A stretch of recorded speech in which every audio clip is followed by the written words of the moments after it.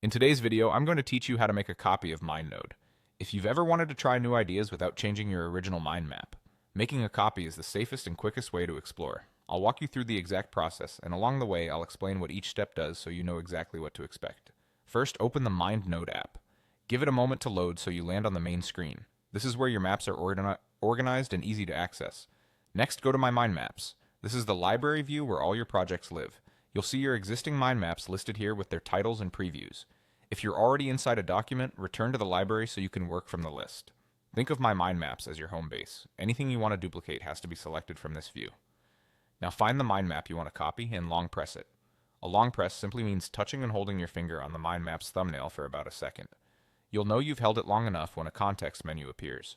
If you accidentally open the map instead, just go back to the library and try the long press again with a slightly longer hold.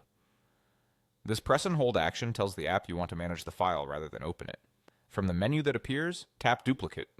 MindNode will immediately create a second version of that mind map. The copy will appear right in your library, typically next to the original, and it will include the same content, structure, styles, and attachments as the map you duplicated. Nothing happens to your original. It remains unchanged while the duplicate becomes your sandbox for edits, experiments, or branching ideas.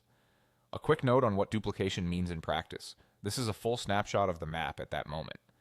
Changes you make to the copy won't affect the original, and changes to the original won't cascade into the copy.